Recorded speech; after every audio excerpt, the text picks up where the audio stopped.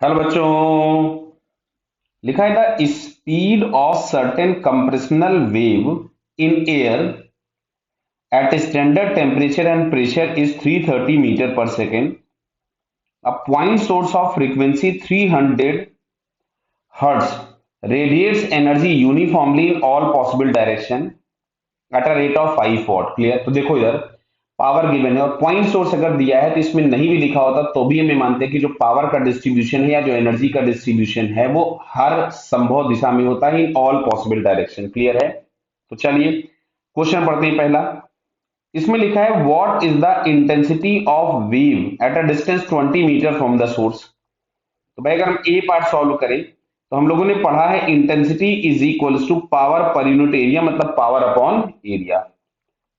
तो पावर दिया गया था 5 और पॉइंट सोर्स है तो इसके लिए स्फीयर में आपके पास एनर्जी का डिस्ट्रीब्यूशन होगा तो 4 पाई r स्क्वायर। क्लियर। तो यहां से हम लोग लिख देते हैं 5 4 पाई। डिस्टेंस दिया था 20 मीटर, तो इसका अगर हम स्क्वायर करेंगे 20 का स्क्वायर तो ये हो गया 400। क्लियर है।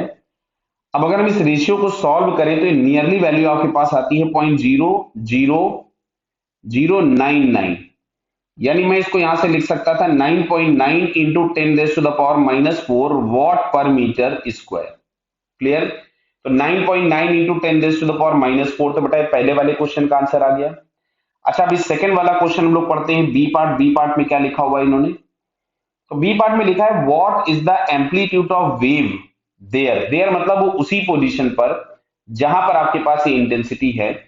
तो बेटा इंटेंसिटी का एक रिलेशन होता है जो आप लोगों को याद रखना है, 1/2 रो मतलब डेंसिटी, एम्पलीट्यूड का स्क्वायर, एंगुलर फ्रीक्वेंसी का स्क्वायर, इनटू यहाँ पे हम लोगों के पास ये वेव स्पीड होती है, ये जो हम लोग लिखते हैं v that is wave speed. तो इंटेंसिटी हम लोगों को ये मिल गई है, डेंसिटी हम लोगों को ये दी गई है, एम्पलीट्यूड ही आपसे पूछा गया है, बराबर है।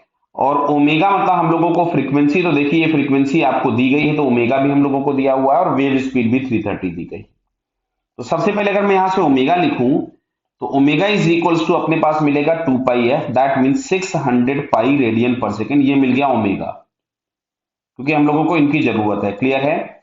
और जो वेव स्पीड हम लोगों को चाहिए थी that is 330 metre per second, ये हम लोगों को दी गई है इंफॉर्मेशन। अब मैं यहाँ पे वैल्यूज पुट कर देता हूं।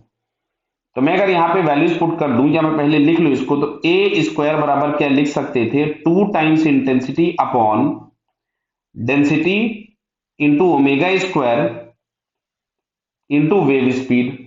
तो यहां से हमने वैल्यूज पुट कर दी। 2 इंटू डेंसिटी हमारे पास दिया था 9.9 into 10⁻⁻⁴ upon density is 1.29 KG पर मीटर क्यूब, तो इसको 1.29 ही रख देते बिकॉज ये एमकेएस में ही दिया हुआ है।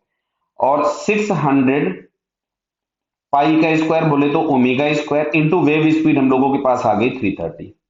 क्लियर। अब ये कैलकुलेशन ही है केवल, इसको अगर आप चाहें तो आराम से कैलकुलेट करिए, बराबर है। इसको मैंने जैसे कैलकुलेटर से अगर इसको कैलकुलेट कर लिया तो यहां पे हम लोगों को ए की वैल्यू मिलती है 10⁻⁻⁻6 मीटर, बराबर। ये हमारे पास ए स्क्वायर था, जो भी कुछ आएगा इसका हम लोगों को रूट लेना होगा। तो इट इज नियरली 10⁻⁻6 मीटर हम लोगों के पास आंसर आ जाएगा। कैलकुलेशन कर लेंगे आप लोग, उम्मीद करता हूं मैं। क्लियर बेटा, ऑल द बेस्ट।